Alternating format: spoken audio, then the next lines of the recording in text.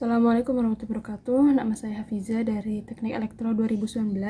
Saya di sini akan mempresentasikan makalah saya yang berjudul Kontrol Kecepatan dan Diaktorsi Motor DC tanpa sikat arang atau motor BLDC.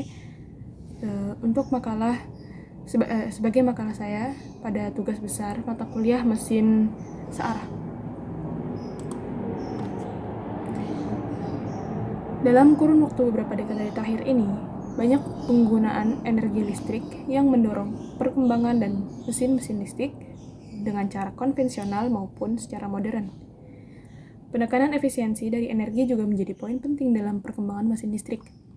BLDC saat ini banyak digunakan karena keunggulan efektivitasnya yang tinggi, torsi yang besar, sedikit noise, dan kebutuhan pemeliharaan yang lebih sedikit.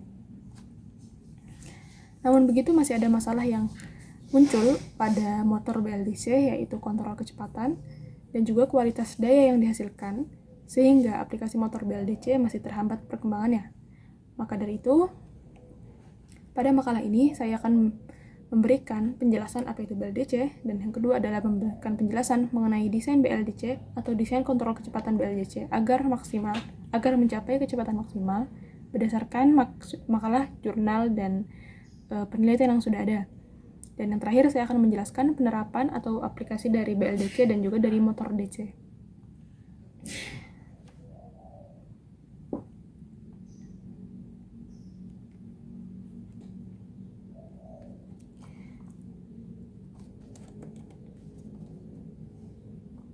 Pada pembahasan, yang pertama adalah mesin DC. Apa itu mesin DC? Mesin DC itu adalah bagian dari motor listrik, dan motor listrik adalah perangkat elektromagnetis yang berfungsi mengubah energi listrik menjadi mekanik. Kegunaan mesin DC bisa sebagai mesin listrik, diantaranya ada blower, pompa, bor, perangkat mesin, ataupun juga perangkat rumah tangga. Jenis mesin DC ada dua, yaitu mesin DC terpisah atau separated excited, dan mesin DC self-excited. Mesin DC self-excited bagi lagi menjadi tiga, yaitu DC seri, shunt, dan campuran. Di luar itu ada pembagian motor DC menjadi motor DC brush atau bersikat, dan juga motor brushless, dan juga ada motor stepper. Di sini saya akan menjelaskan bagian-bagian motor dari DC. Bagian-bagian motor DC, yang pertama ada stator atau bagian yang tetapnya. Stator adalah tempat dari kumparan medan. Stator ini menghasilkan medan magnet yang dibangkitkan dari kumparan koil ataupun magnet permanen. Lalu yang kedua ada rotor atau bagian yang berputar. Rotor di sini adalah sebuah kumparan yang dialiri arus listrik. Nanti pada rotor ada kumparan jangkar, komutator, dan juga sikat atau brush. Rangka.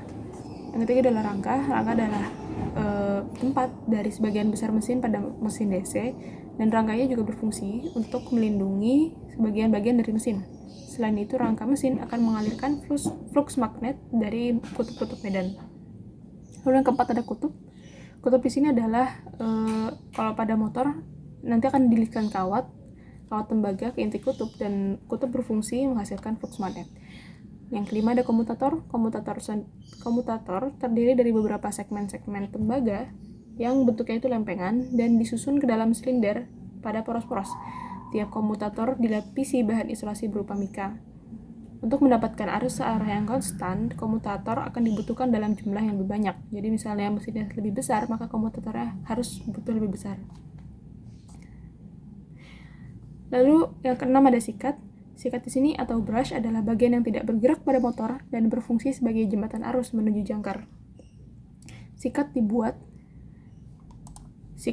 untuk menekan permukaan komutator seperti pegas, di mana tekanannya akan diatur dengan bantuan tuas. Motor DC yang komponennya tidak memiliki brush, maka disebut brushless atau motor tanpa sikat arang.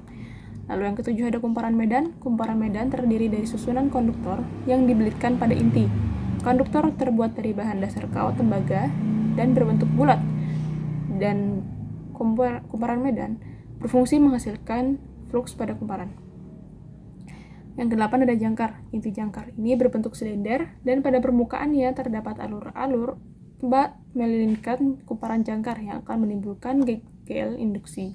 Dan yang terakhir ada biring. Biring di sini adalah berfungsi sebagai pengurang gesekan putaran dan penstabil gaya horizon serta gaya vertikal poros, dan juga melancarkan gerak putar poros.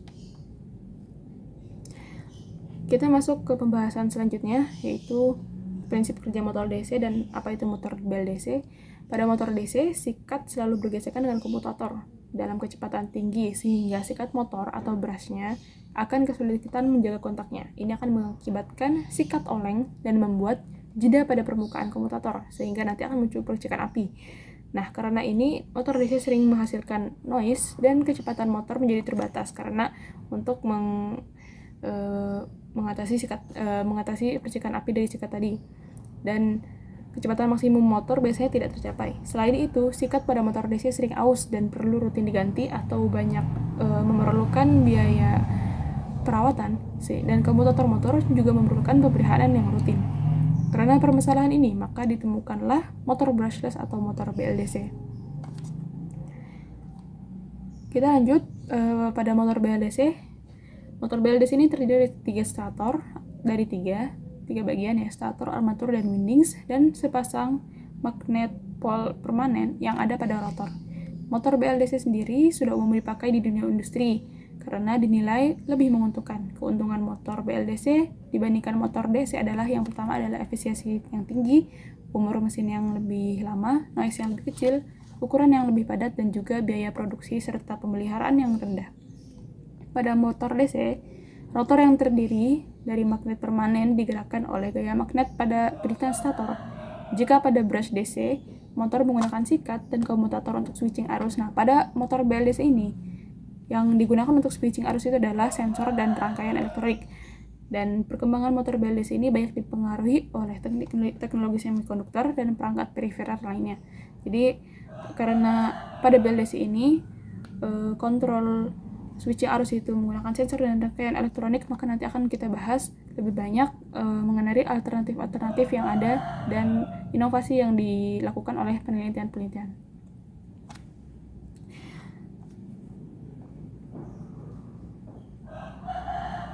Ini yang saya katakan tadi bahwa motor BLDC menggunakan sensor untuk switching arus. Nah, beberapa penelitian yang sudah dilakukan menggunakan alternatif converter dan juga teori-teori alternatif untuk mengatur kecepatan agar kecepatan dan torsi reaktorsinya itu lebih sedikit. Beberapa yang sudah dilakukan dan akan dibahas pada makalah ini adalah zeta converter, DC converter, dan juga teori Gray prediction. Kita masuk selanjutnya adalah pembahasan torsi pada motor DC. Pada motor DC ada torsi yang dihasilkan dari flux magnetik, itu dengan rumus BR sama dengan nu NHF dibagi G, dengan NF adalah banyak medan per pole, dan IF adalah arus medan, dan G adalah celah magnetik di antara pole dan armatur. Maka torsi yang dihasilkan oleh mesin adalah torsi TW sama dengan CA per M, RL dikali BR dikali IA. Dan torsi kalau misalkan dimasukkan rumus kedua arusnya, maka menjadi G dikali IF dikali IA, dengan G adalah koefisien motor NM per A kuadrat.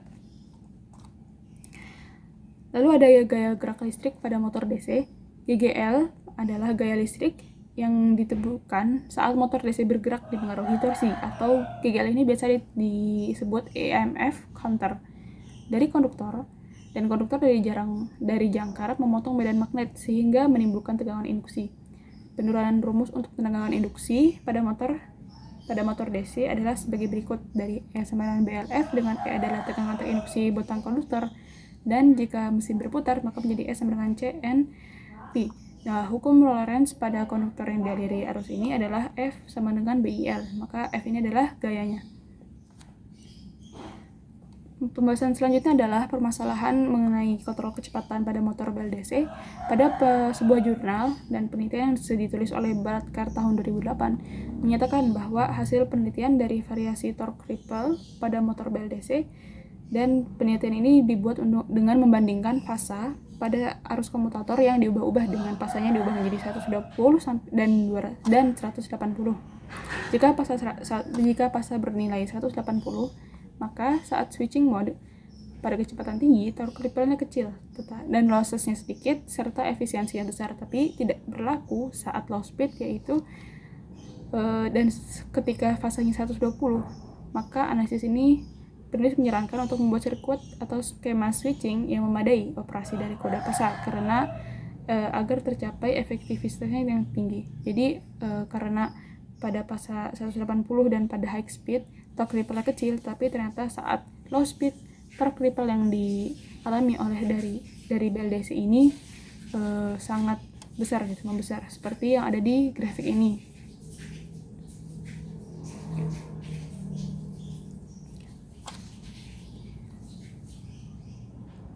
Pada jurnal lain oleh Yueliu tahun 2019 dijelaskan bahwa pada masa dahulu speed control BLDC menggunakan PWM. Tetapi di sini yang terjadi jika menggunakan PWM, maka ada efek yang terjadi yaitu arus atau induktansi BLDC menjadi lebih rendah.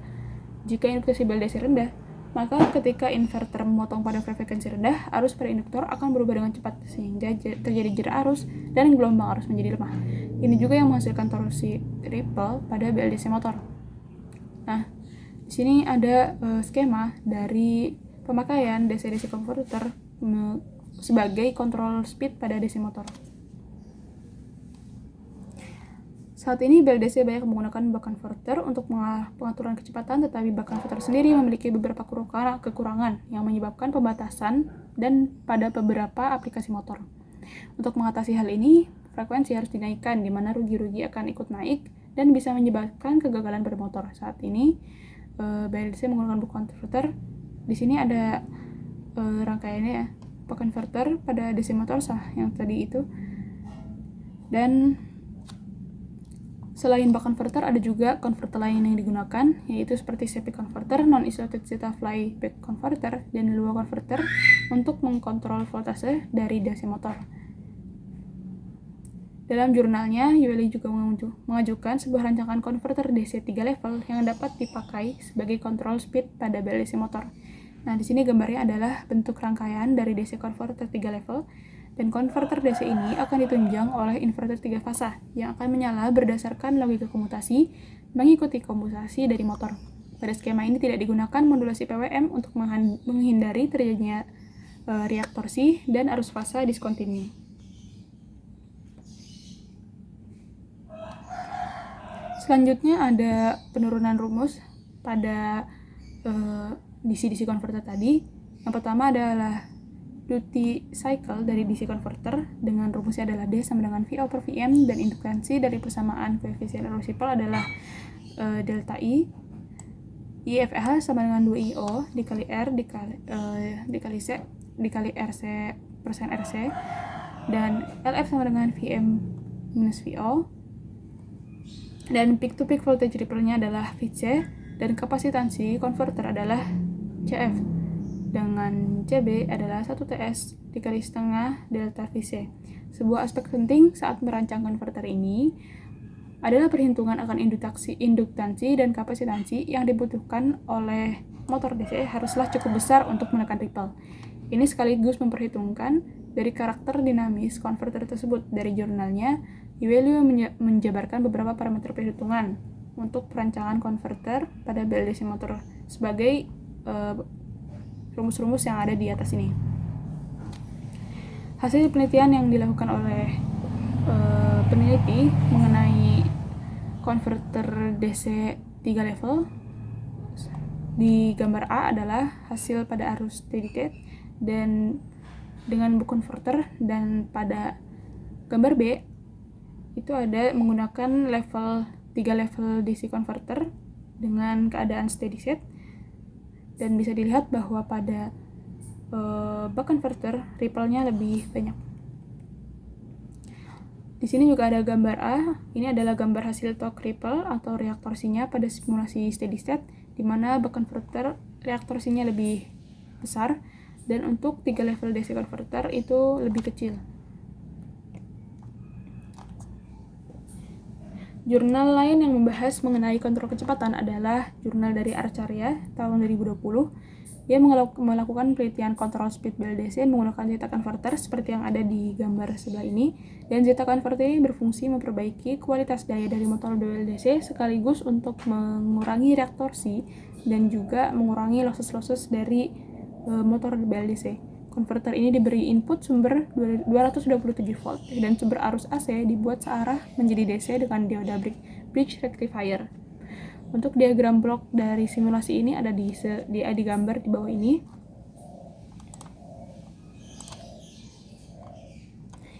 Hasil penelitian mengenai control speed dengan zeta converter ada pada gambar di bawah, di mana gambar yang pertama adalah keadaan steady state dan transient state pada BLDC motor dengan zeta converter. Pada gambar yang pertama atau yang di kiri adalah hasil simulasi transient, dan grafik pertama menunjukkan gelombang arus yang berubah dari 1499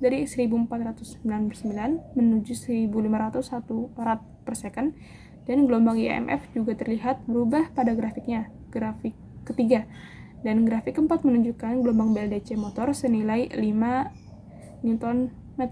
Pada hasil simulasi steady state yang ada pada gambar di kanan, IMF pada motor terlihat stabil, dan pada gambar kedua di mana kecepatan konstan motor berada pada 1501 rad per second, grafik keempat menunjukkan gelombang yang berubah dari 3 Newton ke 5 Newton.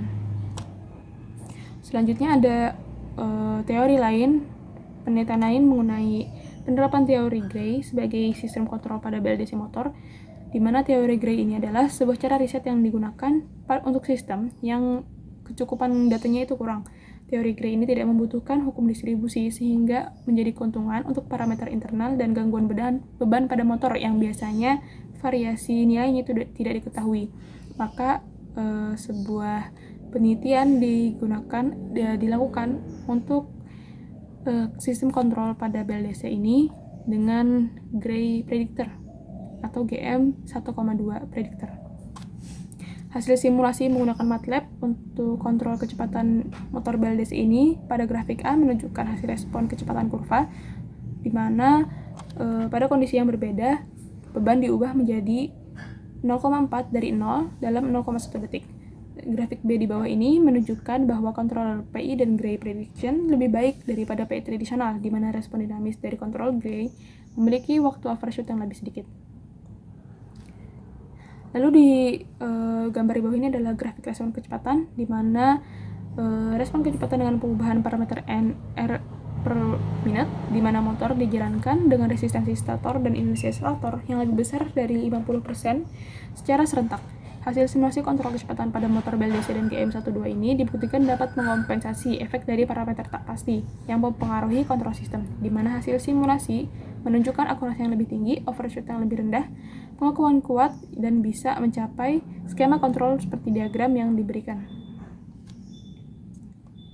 Kita masuk pembahasan selanjutnya mengenai aplikasi mesin DC.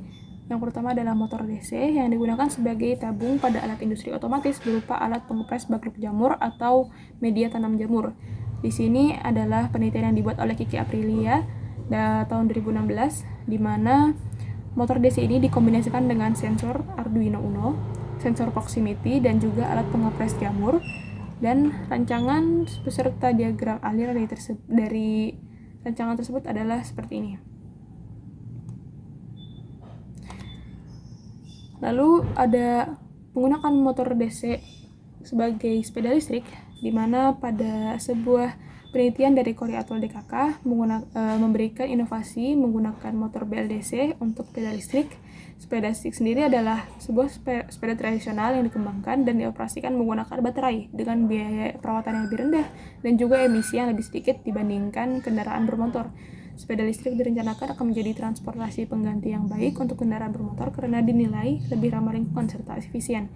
Pada rancangan yang dibuat penulis, sepeda listrik dibuat dari komponen utama berupa motor BLDC, baterai litium, dan rangka sepeda. Lalu untuk menggunakan motor BLDC sendiri dan motor DC itu ada sebagai elevator dan sebagai industri atau unit produksi yang biasanya di pabrik. Lalu ada sebagai hoist dan crane, itu dia fungsinya untuk melift atau mengangkat benda-benda ya. Dan crane itu untuk benda berat terutama dalam pembangunan. Dan kita masuk kepada kesimpulan dari makalah ini. Dari pembahasan yang sudah dipaparkan pada makalah di atas, dapat diambil kesimpulan bahwa motor BLDC memiliki beberapa kelebihan dibandingkan motor DC, yaitu dari efektivitas yang lebih tinggi hingga biaya pemeliharaan yang lebih sedikit. Hal ini membuat motor BLDC dinilai lebih menguntungkan dibandingkan motor DC biasa, sehingga banyak yang menggunakan motor BLDC. Namun begitu, motor BLDC masih ada kendala pada pengaturan kecepatan serta torsi dari motor itu sendiri yang banyak mengalami riak, sehingga beberapa alternatif dilakukan oleh peneliti dengan menggunakan zeta converter, DC-DC converter, gray prediction, dan aplikasi motor DC sendiri juga sangat banyak, dari industri sampai rumah tangga, ataupun transportasi seperti sepeda listrik. Sekian dari saya, mohon maaf jika ada kekurangan. Semoga ini bermanfaat. Terima kasih. Wassalamualaikum warahmatullahi wabarakatuh.